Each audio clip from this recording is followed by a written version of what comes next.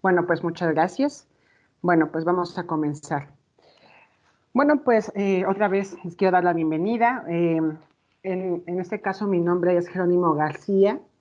Soy ingeniero químico metalúrgico de formación por parte de la Universidad Nacional Autónoma de México y actualmente pues soy, mi papel dentro de la empresa Ignite es ser Subject Matter Expert en un producto específico que trata sobre laboratorios virtuales de simulación de las ramas de la ciencia y de las ingenierías que tiene por nombre CLOLabs.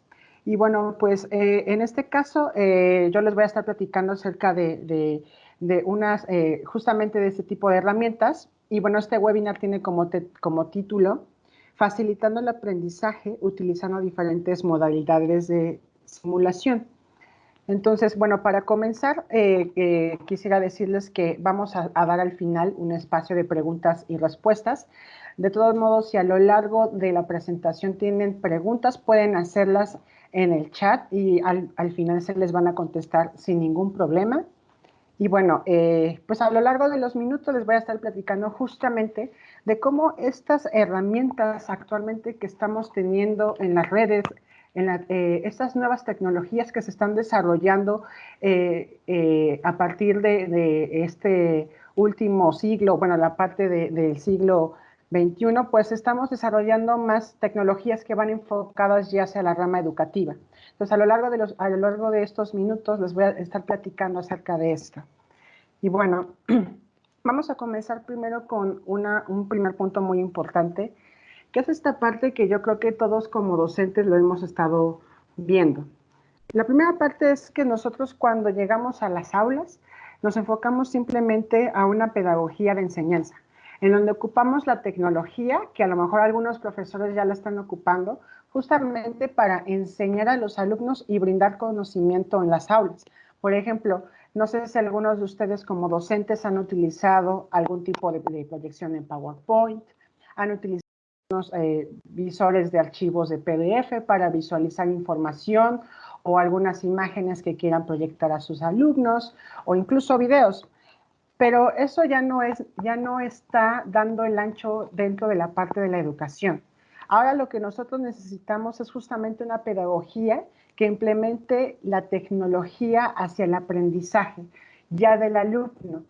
¿Qué quiere decir con esto? De que nosotros como docentes no solamente interactuamos con la tecnología, sino que los alumnos igual sean quienes estén justamente trabajando con la tecnología, que se acerquen a ella y que puedan aprender. Entonces, eso es lo que les quiero platicar y pues desafortunadamente, con la experiencia que he tenido trabajando como docente y también como estudiante, que alguna vez lo fui, muchas veces era muy decepcionante ver que algunos estudiantes, cuando llegaba el profesor a impartir su clase en el aula y proyectaba las diapositivas en PowerPoint, muchos decían, ay, yo ya no voy a entrar a la clase, o ay, simplemente me aburre mucho que ponga las diapositivas, porque a veces se vuelve como monótono o muy repetitivo este estilo de enseñanza. Entonces, ya no le da la interacción al alumno que requiere para obviamente alcanzar el aprendizaje. Entonces, es muy triste ver a veces esto. Y entonces, pues, ¿qué es lo que podemos hacer nosotros como docentes justamente para cambiar eso? Pues nosotros como docentes lo que podemos hacer es una apertura a las modalidades educativas tecnológicas. Habiendo tantas herramientas, tantas cosas que el alumno y el docente puede ocupar, al final de cuentas podemos erradicar este problema que actualmente se está dando. Creo que incluso como ustedes, como docentes o personas que se dedican a la rama de la educación, pues se han dado cuenta de esta problemática. Entonces, bueno, pues el, el webinar va a tratar justamente de 5 puntos. El primer punto justamente es qué es el aprendizaje virtual. El segundo es la transición de la pedagogía hacia un entorno digital. El tercero es las metodologías innovadoras para el desarrollo del aprendizaje moderno. El cuarto, las aulas virtuales como un modelo de apoyo ante la crisis global que actualmente estamos viviendo con la parte del coronavirus. Y por último, como les dije, vamos a abrir un espacio de preguntas y respuestas para pues obviamente que puedan satisfacer y enriquecer más este conocimiento que les voy a brindar. ¿Ok? Bueno, pues vamos a continuar. Y bueno, vamos a comenzar primero platicando qué es esta parte de la educación virtual. Yo creo que muchas veces, no sé si hay algunos docentes aquí que nos acompañen, que tengan que ver con la parte de las universidades, se han dado cuenta de que cuando salen nuevas licenciaturas o cuando hablamos de educación ya de posgrado, de doctorado, de maestría, muchas clases ya se están dando de forma virtual. ¿Qué quiere decir con esto? Que algunos profesores ya no dan de forma presencial la clase, sino que a través de un video o de una videoconferencia exponen su tema, porque ya son temas mucho más específicos. Y entonces aquí el alumno pues aprende justamente con esta separación del docente que lo está viendo en una pantalla y los alumnos lo están anotando. Esto sucede porque a lo mejor algunos profesores pues son extranjeros o son especialistas justamente en temas muy específicos que a lo mejor en la matrícula de la universidad pues no se tienen esos docentes especialistas. Entonces, aquí es donde comienza esta parte de la educación virtual. Pero actualmente ya la demanda y el crecimiento de estos recursos tecnológicos está haciendo que los docentes ya no solamente nos enfoquemos a esas áreas de educación a través de la educación virtual, sino que lo veamos ya más a otras ramas, a otros grados de la educación, desde la educación básica hasta la educación media superior. Y bueno, básicamente de eso se trata esta parte de la educación, ¿no? De la educación virtual, expandir la tecnología, el uso de la proyección de la separación del profesor y del estudiante de forma remota a través de la tecnología. Entonces, eso es lo que justamente trata la educación virtual y que debe de ya exponerse en estas partes de las ramas educativas que yo les platicaba. Entonces, esto va muy de la mano con lo que ya últimamente señala la UNESCO. La UNESCO señala que es esencial incluir el uso de los TICs, o sea, de las tecnologías de la información, justamente para la formación inicial y permanente tanto de los profesores como de los alumnos. ¿Y esto con qué objetivo? Porque justamente ya los alumnos están relacionados completamente, las nuevas generaciones se están relacionando completamente con estas tecnologías. Y nosotros como docentes, a lo mejor sí hemos empleado algún tipo de tecnología de la información, como les platicaba en un principio, presentaciones de PowerPoint, videos, textos informativos en PDF. Sin embargo, debemos expandir cada vez más estos recursos, porque incluso los mismos estudiantes, ellos van evolucionando conforme pasan más los años, van evolucionando también en sus aspectos tecnológicos.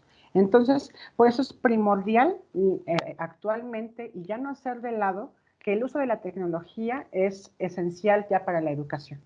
Entonces, además de que muchas veces en algunos colegios pues les da un progreso escolar muy significativo. Entonces, pues básicamente es ya estar ocupando estos recursos tecnológicos.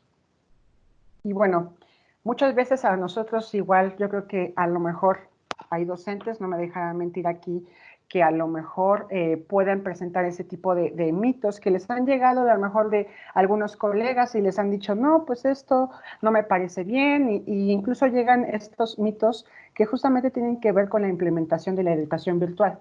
Yo ahorita les voy a platicar dos mitos y se los voy a desmentir de manera pues muy aterrizada para que ustedes los tomen en cuenta, si alguna vez los han escuchado. El primero de ellos es que esta modalidad de aprendizaje virtual no permite tener el control sobre el aprendizaje del estudiante. Y eso es totalmente falso. Actualmente los nuevos recursos que se están sacando, que se están lanzando en las nuevas redes, con las nuevas tecnologías, están dando justamente esto al profesor para darle un seguimiento al alumno en el proceso de su aprendizaje. Desde que el alumno entra, no sé, a diferentes plataformas de aprendizaje, el profesor puede darle seguimiento a cómo el alumno contesta sus preguntas, a cómo el alumno descarga ciertos contenidos, revisa la información, e incluso ya después puede darle ese seguimiento hasta el final incluso de la parte de la evaluación, Igual ahí puede ver completamente las aptitudes del alumno, qué conocimientos adquirió y si fue deficiente o eficiente esta parte de los recursos tecnológicos. Entonces, como tal, yo creo que incluso es más difícil a veces tener el control del aprendizaje a veces en las aulas, porque con eso de que a veces es imposible interactuar a veces con aulas que ya cada vez son más grandes, de estudiantes de 70, 80 personas al mismo tiempo, a veces es un poco complicado. Y la tecnología eso es lo que hace, minimizar ese trabajo que a lo mejor nos puede costar un poco más de trabajo en las aulas. Que sí es importante, obviamente, el trabajo en el aula, pero puede ir fortalecido cada vez más justamente empleando la tecnología en el control, ¿no? del aprendizaje. Y el otro mito es justamente esta parte de la educación, que la educación a distancia tiene limitaciones en la comunicación. Y esto es igual totalmente falso. Y yo creo que a muchos de los docentes de aquí ya lo están viendo actualmente. Muchas veces algunos alumnos, por ejemplo, cuando estamos en el aula, a veces el tener, como les digo, muchas personas dentro de un aula en diferentes niveles de educación, a veces es un poco complicado porque a veces los estudiantes pierden la atención por estar haciendo otro tipo de cosas, estar platicando, o, estar haciendo tareas de otras cosas, en fin, ¿no? Entonces, a veces cuando el docente está dando la información que el alumno quiere que aprenda, a veces no lo va a lograr completamente por este tipo de distractores, este tipo de cosas que puede suceder.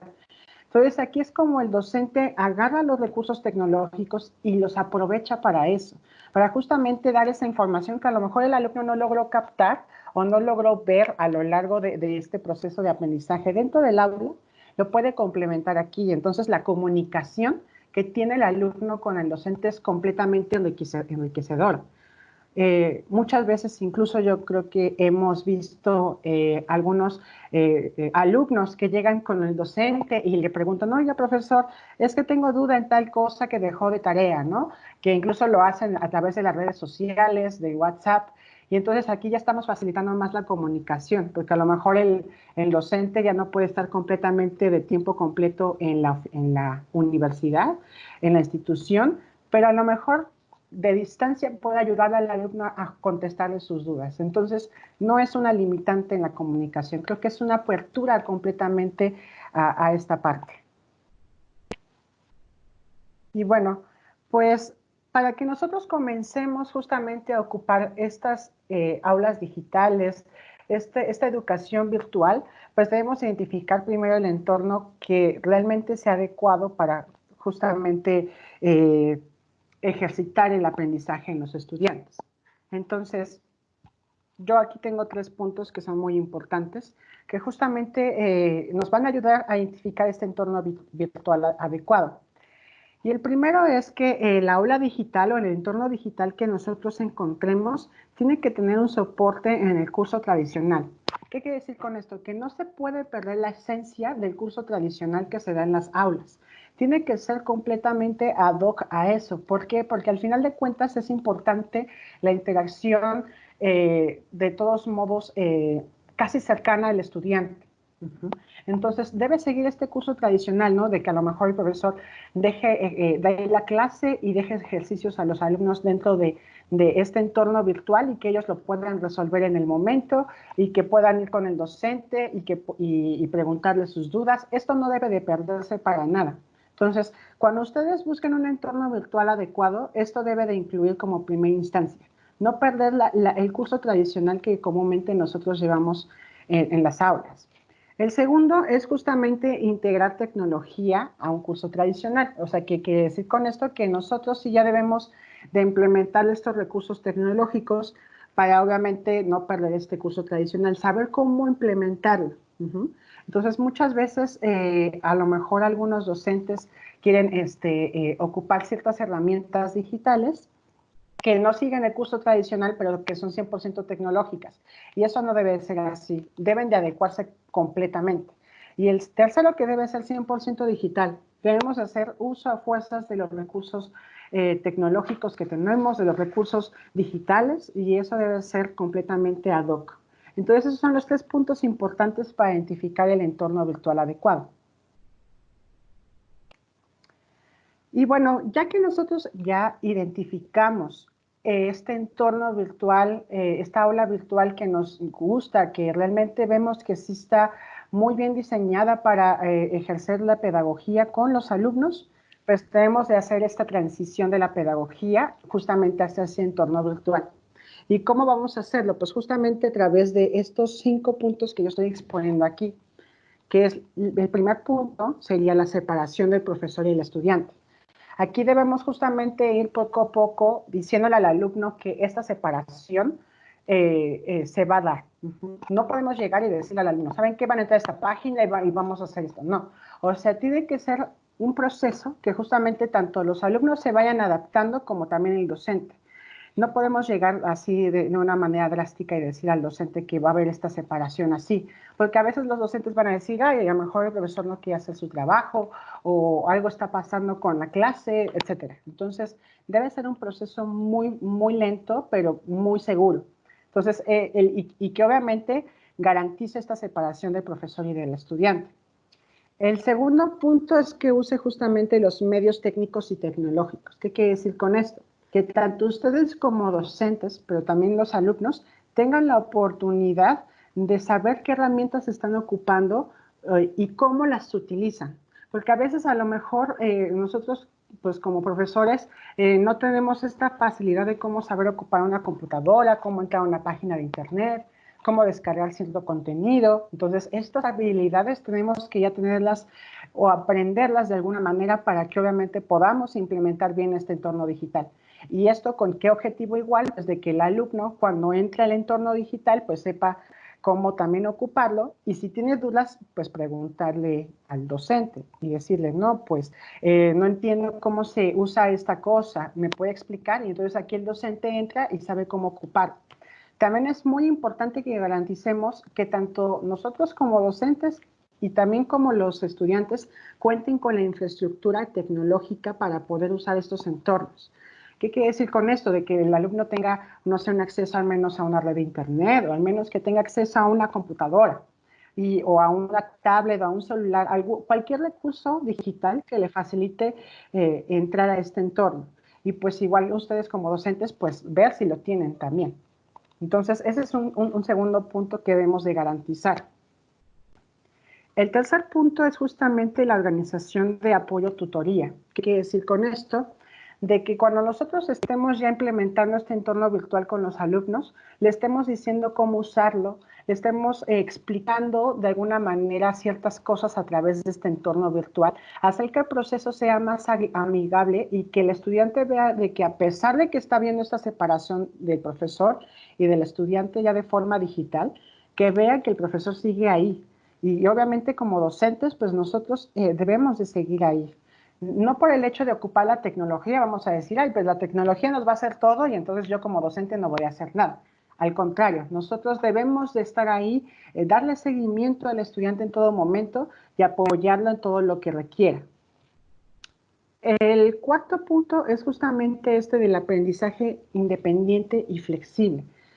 ¿Qué quiere decir con este punto? De que pues ya al momento de estar implementando esta tecnología, aquí vamos a favorecer que el estudiante explore, investigue, él mismo vea más allá de los conocimientos que a lo mejor como docente le estamos dando, a lo mejor el recurso tecnológico, el entorno digital que estemos ocupando, pues sí le puede dar más información para enriquecerse.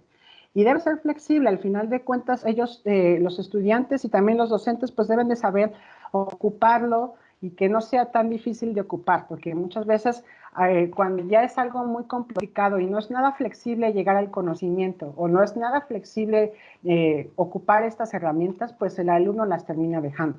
Entonces, eso es muy importante que se tenga en cuenta en el momento de la transición de la pedagogía.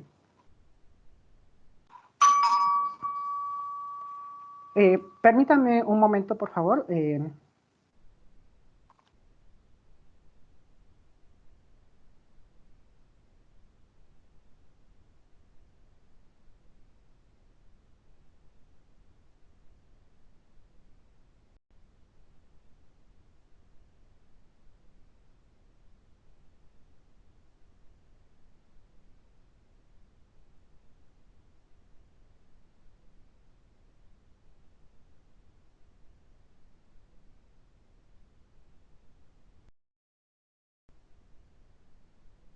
Listo, perdonen ustedes.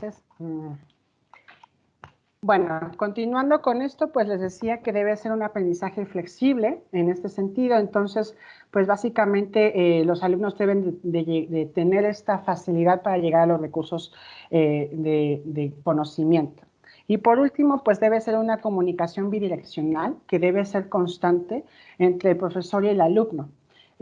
Al final de cuentas, el profesor siempre debe estar dando comunicados, debe estar dando avisos, debe de estar apoyando al estudiante en todo momento. Entonces, pues la comunicación debe ser consecutiva y debe ser bidireccional.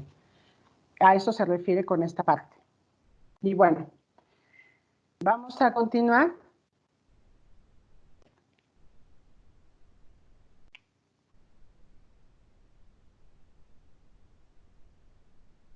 Permítanme un momento. Listo. Y bueno, pues les voy a estar platicando justamente algunas metodologías que son innovadoras, que actualmente se están llevando en algunas aulas, que justamente implementan esta parte de las aulas virtuales en el desarrollo del aprendizaje moderno de los estudiantes. Y bueno, pues estas metodologías son estas 4 que les estoy mostrando. La primera es el aprendizaje basado en proyectos. El segundo es el design thinking. El tercero es el flipped classroom, el aula invertida. Y el cuarto es el aprendizaje cooperativo. Bueno, pues vamos a ver el primero, que es justamente esta parte del aprendizaje basado en proyectos. En esta parte del aprendizaje basado en proyectos, ¿qué es lo que se hace? Justamente al momento de que el alumno, el profesor, perdón, implementa los recursos digitales de conocimiento en alguna plataforma, en algún recurso digital, el alumno al momento de llegar al aula desarrolla un proyecto que tiene que aterrizarse justamente a situaciones de la vida real. O incluso cuando implementemos el conocimiento dentro de estas plataformas, pues debe de tener esta parte de al menos desarrollar un proyecto. Ya sea que sea colaborativo o incluso que sea independiente, pero al final de cuentas es esta parte de desarrollar o resolver un problema incluso que se esté dando en la vida real. Entonces, bueno, básicamente, ¿qué es lo que debemos hacer? Pues que estos proyectos deben ser totalmente innovadores, que deben ser o justamente que puedan desarrollar más la habilidad del alumno al momento de adquirir el conocimiento básico, y que en el trabajo que se esté dando justamente en las aulas con este proyecto, pues se le pueda dar un seguimiento constante. Y bueno, ¿qué abarca más esta parte del aprendizaje basado en proyectos? Pues justamente el proyecto debe ser compartido, debe ser justamente dialogado a través en el salón de clases. Y pues al momento de que el alumno desarrolla el proyecto y sigue dando las habilidades que el docente quiere ver, que se esté ocupando incluso también los recursos digitales que él está ocupando, pues obviamente llegar a esta parte de la evaluación, de la retroalimentación, y pues que al final de cuentas el docente esté involucrado en el desarrollo del proyecto. Ya incluso algunos proyectos pueden ser grupales, en todo, que participe todo el grupo y que se desenvuelva cada uno de los estudiantes de la manera en cómo aprendió ciertos temas. Entonces, ese es como un tipo de aprendizaje una metodología de aprendizaje que ustedes pueden implementar con estas partes de la tecnología. El segundo es esta parte del Flipped Classroom, que bueno, que trata sobre la aula invertida. Entonces, bueno, ¿qué es lo que nosotros comúnmente hacemos o cuál es el modelo tradicional que ocupamos nosotros para impartir clases? El primero es que justamente el docente instruye la práctica instruye el conocimiento. ¿Qué quiere decir con esto? Que justamente lo que hacemos es que el profesor llega a dar su clase habitual en las aulas y que posteriormente de que termina la clase, el alumno aprende acerca de estas cosas. Al momento de que el alumno ya quiere el conocimiento, lo procesa en su casa, asimila los conceptos justamente que adquirió en el salón de clases a través de una evaluación, de una tarea, de algún examen, dependiendo de cómo asimile el conocimiento, así es como se da este modelo tradicional.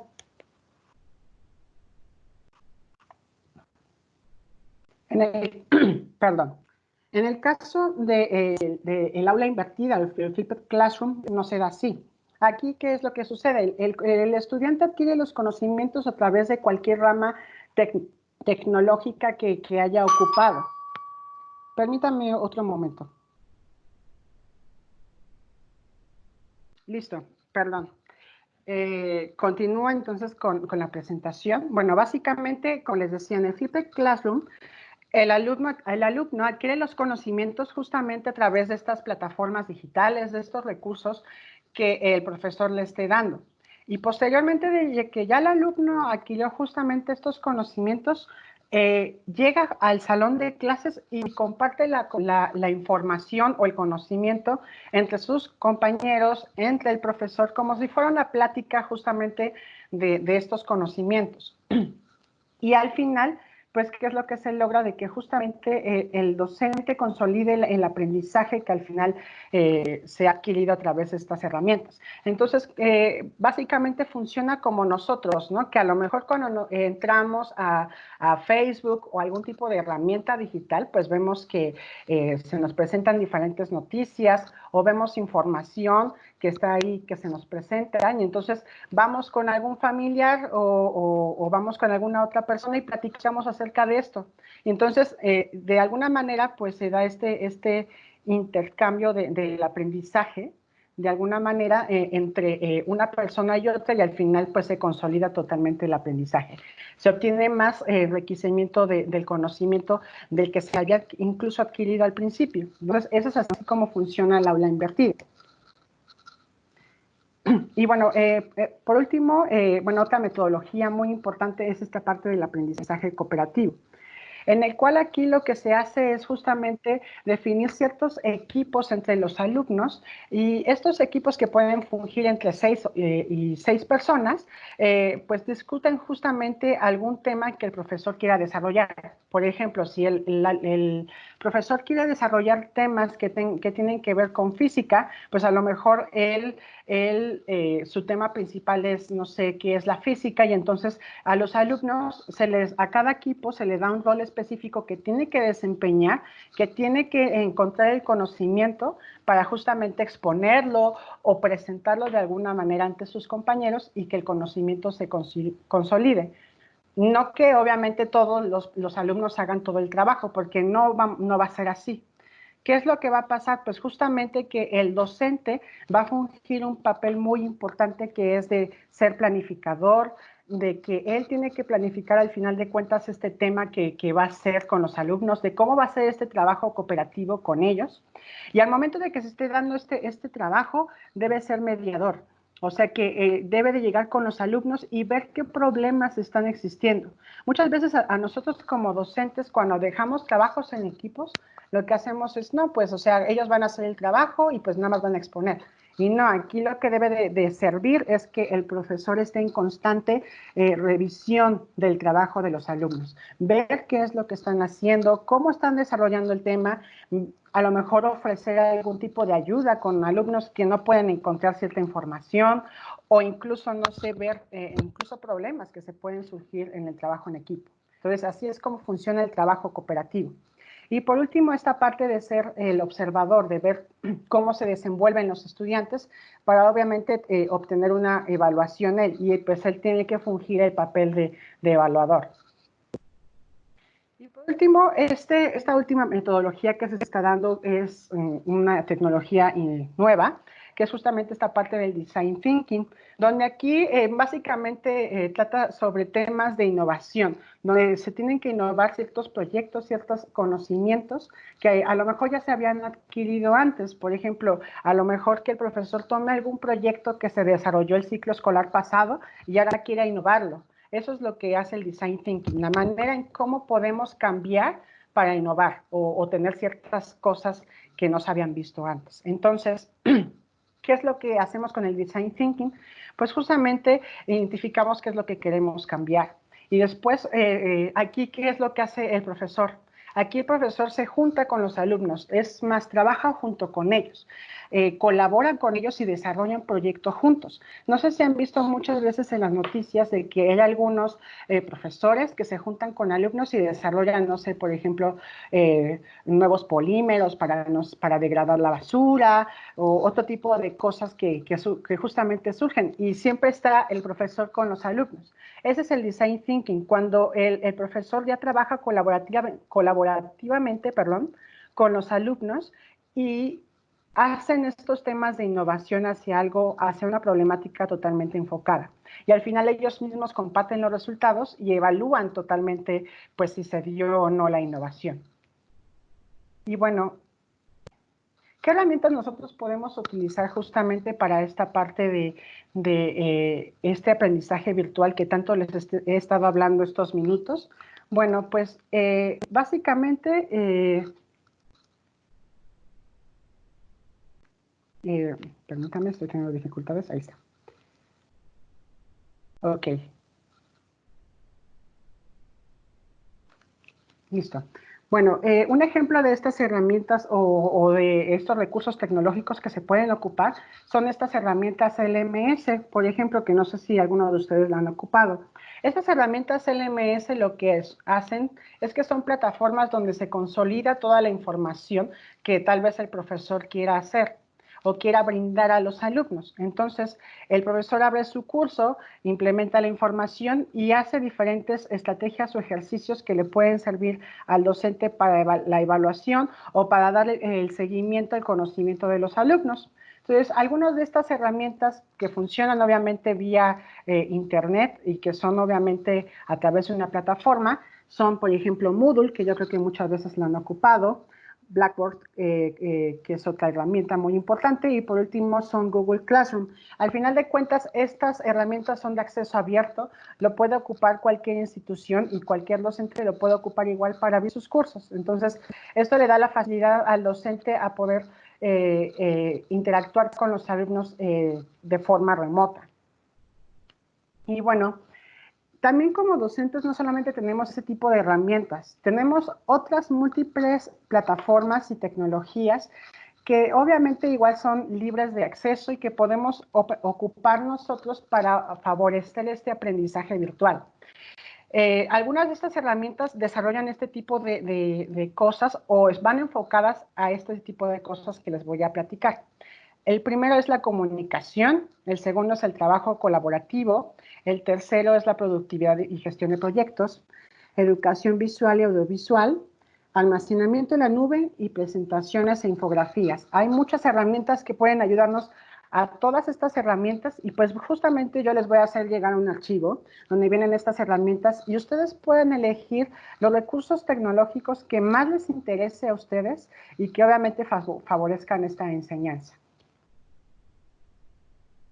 Y bueno, las aulas virtuales ahorita pues están funcionando mucho es un modelo que debemos de ocupar, un modelo educativo, justamente para el apoyo de la crisis que estamos viviendo del coronavirus. Yo creo que la mayoría de las instituciones ahorita ya están trabajando de forma remota en sus casas, no pueden estar interactuando con los docentes, con los alumnos, perdón, en un salón de clases. Entonces, el hecho de que exista esta crisis del coronavirus nos está haciendo ver obligados a estar ocupando estas herramientas digitales. Entonces yo creo que esta es una muy buena oportunidad de que nos podamos acercar a ellas y le demos la oportunidad de ver cómo se desenvuelve esta parte del conocimiento. Entonces, pues básicamente hay que tenerlo en cuenta porque no lo veamos como una limitante. Al contrario, creo que si no hubiéramos tenido estas tecnologías, el aprendizaje no hubiera sido continuo. Y creo que eso es lo que nosotros necesitamos como docentes, de que no se pierda el aprendizaje, de que ahorita en este tiempo en que los alumnos están en casa, se tenga que seguir retroalimentando el conocimiento para que el aprendizaje sea totalmente significativo y que al cierre del curso escolar, pues el alumno pueda llevarse bien estos conocimientos. Entonces, eso es lo que hacen, dan esta apertura a seguir con lo que estábamos llevando actualmente. Entonces, básicamente eso es todo lo que está haciendo estas partes de las nuevas tecnologías. Y bueno, ¿qué es lo que al final puede suceder después de esta crisis, después de que nosotros como docentes estamos ocupando estas tecnologías? Es justamente pues ya tener estos cursos las 24 horas del día y los 7 días de la semana, de que la comunicación pues vamos a ver que ya se va a dar de manera constante. Nos adaptemos a ello, pues en un momento en el que aunque pase la crisis global, esto no va a dejar de seguir funcionando. Y pues al final de cuentas, pues nos hace nosotros que ahorremos de alguna forma económicamente los insumos, porque a lo mejor algunos docentes ya van a hacer sus exámenes de manera online y ya no van a necesitar estar imprimiendo hojas o estar ocupando recursos extra que a lo mejor tienen que ver con su economía. Y por último, pues que al final, pues la retroalimentación siempre va a estar, tanto de forma presencial y de forma tecnológica, esto siempre va a existir.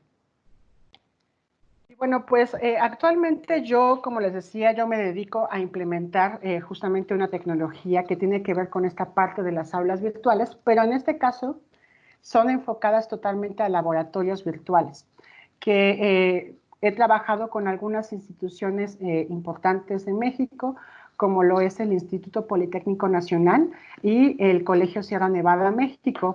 Entonces, he implementado estas tecnologías y he visto cómo los docentes les ayuda mucho a incrementar esta parte del conocimiento, que a lo mejor a veces es una limitante para ellos porque no pueden tener completamente en sus laboratorios reales físicos. Entonces, bueno, ¿qué es esta parte de los laboratorios Cloud Labs? Pues como les dije, son laboratorios virtuales en los cuales se simula justamente un laboratorio físico de la rama de la ciencia, de la rama de la ingeniería, en donde pues se llevan a cabo estos procesos que les voy a platicar. El primero es que se tienen que recibir los datos de forma automática. ¿Qué quiere decir con esto? Cuando nosotros trabajamos en una práctica de laboratorio, los datos deben almacenarse de forma automática en el desarrollo de la práctica. Entonces, las variables que vayamos obteniendo no sé, por ejemplo, medir la temperatura, pensar alguna cosa, se tienen que ir almacenando en esta herramienta y no se tienen que perder. Eso es lo que debe de hacer un buen laboratorio virtual y Cloud Labs pues sí lo lleva a cabo. El primero es, otro punto, perdón, muy importante es esta parte de que debe ser multiplataforma. ¿Qué quiere decir con esto? De que se debe de ocupar no solamente en una computadora, sino también puede ocuparse en una tablet, en un celular de manera eficiente y los datos se pueden seguir almacenando bien y la práctica se desarrolla de manera eficiente. El tercero es esta parte de centralizar y administrar la información para justamente generar reportes. Como les dije, pues son laboratorios virtuales, pero no están ajenos a que no se generen reportes de laboratorio o prácticas, como comúnmente nosotros las llamamos. Entonces, estos reportes de la práctica, pues sí se tienen que generar, se tiene que tener este instrumento para el docente y poder evaluar pues, el conocimiento y el desarrollo de la práctica dentro del laboratorio virtual. Y por último, pues debe tener una optimización grande. ¿Qué quiere decir con esto? De que pues los simuladores al final pues deben de generar una calificación automática, deben ser didácticos y amigables para los estudiantes, porque no podemos llegar con el estudiante y hacer que la práctica sea muy habitual y muy aburrida, porque de todos modos no va a funcionar, no vamos a alcanzar el aprendizaje significativo. Bueno, ahorita yo les voy a mostrar un caso de cómo funciona esta herramienta, que básicamente está basado en el modelo STEM. Yo creo que no sé si algunos lo han escuchado, pero el modelo STEM es un modelo que está basado en la ciencia, en la tecnología, en la ingeniería y en las matemáticas. Ese es el modelo STEM. Entonces, ahorita les voy a enseñar cómo funciona, cuáles son las características principales y pues cómo obviamente ha favorecido o qué metodologías podemos implementar a través de esta herramienta. Entonces, voy a dejar de compartir esta presentación. Listo. Bueno, pues esta básicamente es la herramienta que les decía de Cloud Labs. Aquí tenemos todos los módulos que están disponibles, que tenemos, que les decía, de la rama de las matemáticas y que contienen, por ejemplo, todo este tipo de temas que están obviamente relacionados no solamente a simulación, sino también a la parte de los contenidos. Eso debe de revisarse totalmente. El aprendizaje teórico siempre debe estar pegado a la parte de la práctica. Entonces, al final de cuentas, esto se ve reflejado en esta herramienta porque no lo deja atrás. Aquí vemos esta información que se nos está presentando. y pues vemos también los simuladores disponibles. Igual está la parte de ingeniería, con estos temas que van de la parte de control de procesos y algunos sistemas de automatización. La parte de ciencias naturales, que incluye temas de biología y un poco de física y de química, igual acompañados de los contenidos y de los simuladores. La parte de química, que justamente va acompañada de los simuladores y igual de los contenidos, igual son temas de química pues un poco ya más, que parten de lo básico hasta cosas un poco ya más avanzadas como reacciones químicas que tienen que ver con síntesis de algunos compuestos orgánicos. La parte de física, que incluye temas de física clásica, que van desde vectores hasta temas ya muy específicos de la física, como termodinámica, electromagnetismo, óptica, entre otro tipo de temas relacionados. Y por último está esta parte que es CLOLabs Agrícola, que ya va más enfocada a la parte de universidades, donde se desarrollan temas ya más específicos de gestión de procesos agrícolas e incluso de algunas cosas relacionadas con biotecnología, que tienen que ver con el cultivo in vitro y mejoramiento genético de las plantas. Entonces aquí me voy a detener porque justamente les voy a enseñar un laboratorio que tiene que ver con esta parte de biotecnología. Entonces, pues les voy a mostrar este que es justamente el simulador de cultivo in vitro. Y bueno, como vemos, pues al final de cuentas el simulador está relacionado a la parte teórica, como le dije, a los contenidos, que le dice al alumno, tienes que revisar estas partes de conocimiento antes de comenzar el simulador. Cuando la revises, pues tienes que comenzar el simulador. Entonces, esto es lo que le está indicando justamente estas aplicaciones relacionadas. Entonces, cuando entremos,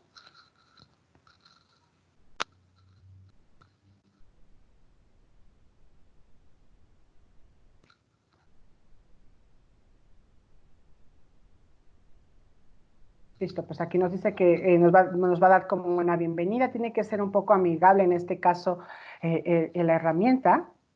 Y bueno, aquí pues lo que debemos hacer es justamente agregar nuestros datos. ¿Con qué objetivo? Pues de que al final, como les decía, estas herramientas deben de almacenar la información que nos va a servir como docentes al momento de terminar la práctica.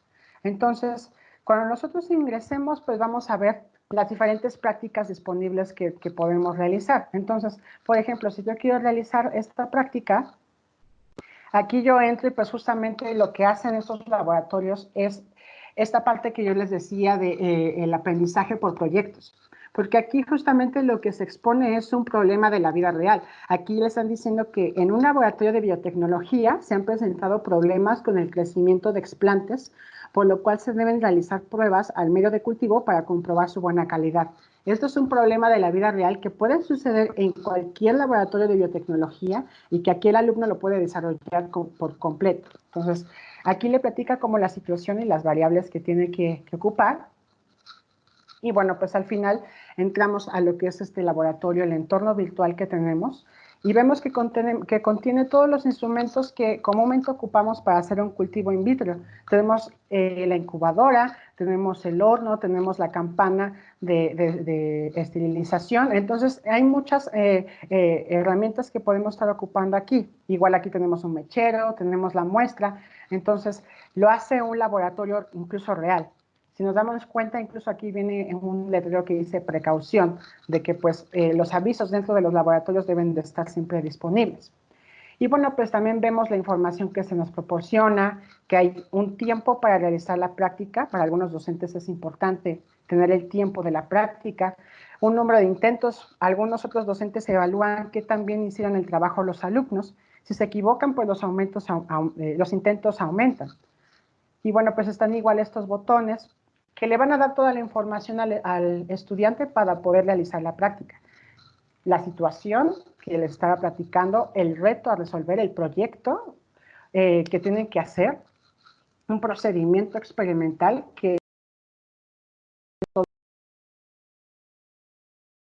y que no solamente está digital, sino que la herramienta también ofrece manuales para el estudiante y para el docente. con el fin de que el docente ya no tenga que estar averiguando cómo hacer la práctica, sino que ahí le va a explicar paso a paso cómo hacerla, y pues el estudiante pues tenga este manual para, pues no sé, entregárselo al docente, como si fuera un protocolo de práctica, o infinidad de situaciones que se puedan presentar.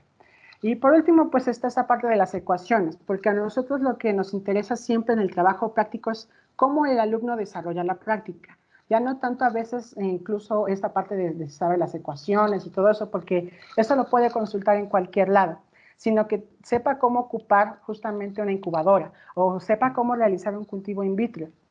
Entonces, Cloud Labs pues ofrece ya esta información para que los alumnos ya lo puedan ocupar. Posteriormente a esto, pues viene esta parte que es el registro de datos. Aquí el alumno pues incluye todos los datos relacionados a la práctica que está haciendo, y estos datos se van a almacenar. Aunque yo cierre y abra la ventana, van a seguir ahí. Y es lo que yo les decía, las variables que vamos a estar obteniendo deben de almacenarse totalmente ahí. Igual, si el alumno se equivoca, pues tiene la oportunidad de repetir la práctica. Y, por ejemplo, también a nosotros como docentes les decía, un instrumento que es esencial para las prácticas, pues es esta parte de los reportes. Entonces, Cloud Labs sí genera reportes, y nosotros aquí como docentes incluso podemos agregar a través de esta herramienta y a través de este cuaderno nuevas hojas para que cuando nosotros generemos el reporte, no sé, el alumno pueda escribir, no sé, las conclusiones de la práctica. Si quiere, por ejemplo, agregar los objetivos, igual los puede hacer aquí, objetivos. Y entonces aquí el alumno agrega los objetivos de la práctica como él quiera. También Cloud Labs lo que tiene es que ya tienen todo lo indispensable para que el alumno ya no tenga que ocupar otras herramientas adicionales para completar su práctica. Por ejemplo, tiene esta parte de esta calculadora, donde pues aquí el alumno ya puede realizar las operaciones básicas esenciales, y justamente pues ya no ocupar o no tener el pretexto de que no hice el cálculo porque no tenía la calculadora. Pues aquí ya está reflejado totalmente. Y pues viene este botón igual de ayuda que nos permite pues cooperarnos en todo momento en cualquier cosa que se vaya dando. Y bueno, al final pues como les dije, después de que realizamos ya la práctica, de que vemos que sí funciona esto, de que estamos ocupando las herramientas, ya vieron que es totalmente interactivo. Aquí yo me puedo acercar y ver y prender el mechero, ocupar estas pinzas para esterilizarlas, después de aquí colocarlas, abrir el recipiente, todo eso ya lo hace totalmente la herramienta, y es interactivo porque nos va diciendo incluso cómo hacerlo paso a paso. Después de que ya terminamos pues de realizar toda la práctica del laboratorio, pues tendríamos que hacer un reporte. Y entonces al momento de generar este reporte, pues ya nos está diciendo que los resultados están bien o están mal. Entonces aquí yo voy a continuar a pesar de que los resultados estén mal. Y bueno, básicamente igual lo más importante igual es que existan instrumentos de evaluación como ya sean cuestionarios o preguntas abiertas que podamos desarrollar. Entonces aquí Cloud Labs tiene un tipo de examen que pregunta cosas relacionadas acerca de la práctica de laboratorio, que aquí son de opción múltiple, por ejemplo, y que si elegimos una opción, pues ya nos marca la respuesta, y al final de que terminemos, pues nos genera, como les decía, una calificación. Esta parte de la optimización se ve totalmente reflejada. La calificación aquí es de 0 a 5, entonces pues en este caso pues reprobamos. Y entonces pues aquí se genera esta ventana donde me permite guardar en un formato muy accesible, que es en formato PDF, el reporte de la práctica. Entonces cuando yo ya lo guardo, lo voy a guardar en este caso en mi escritorio y se los voy a mostrar. Permítanme un momento.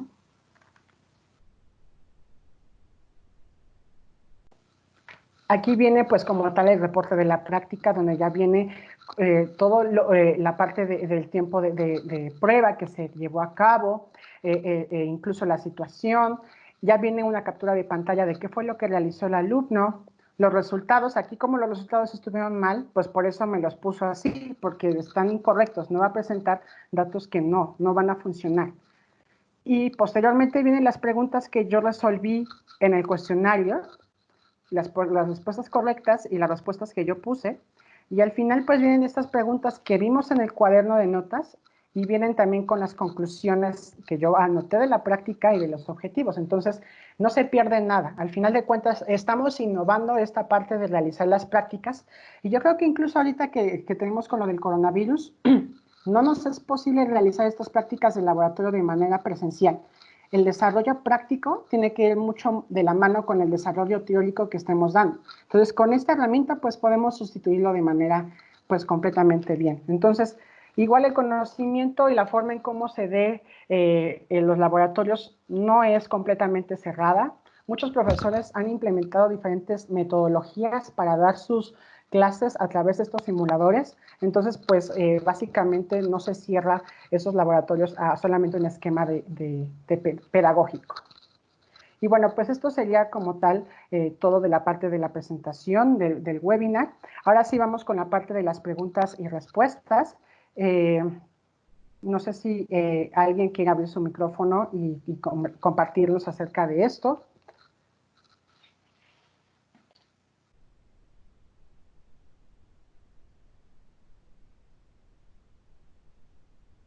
¿Nadie tiene alguna pregunta que quiere realizar al respecto con lo que estuvimos platicando? ¿Algún comentario?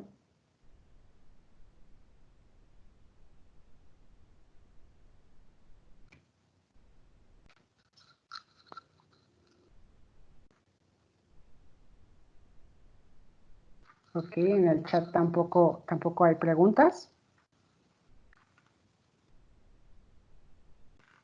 Ok, bueno.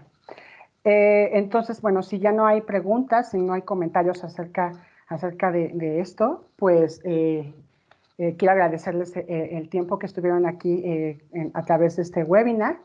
De todos modos, pues como tal, yo soy el especialista del producto. Si quieren saber más acerca de cómo funcionan estos laboratorios virtuales o de algunas herramientas, como yo les decía, que les voy a enviar a su correo y que no sepan cómo ocuparlas, pueden acercarse a mí sin ningún problema. Yo les puedo ayudar. Espero que les haya servido mucho y pues recuerden que el aprendizaje siempre debe ser continuo, debe ser significativo y al final debe ser consolidado por los mismos alumnos. No dejemos que esta crisis global detenga este aprendizaje y utilicemos lo que pues, actualmente tenemos nosotros, que es esta parte de la tecnología. ¿Ok? Entonces, pues espero que les haya agradado bastante y pues muchas gracias.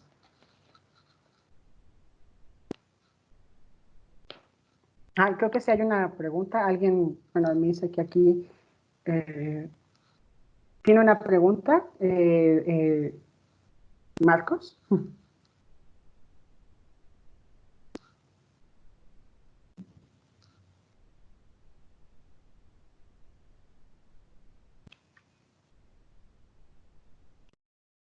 No.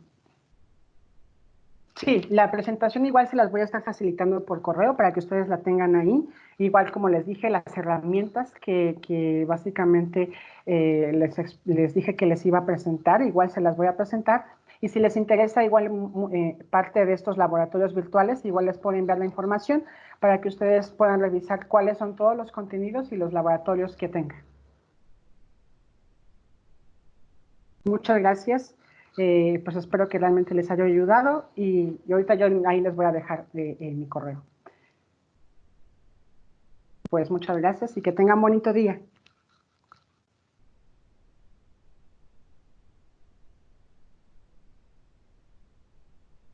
Sí, claro que sí, les voy a estar compartiendo la presentación sin ningún problema.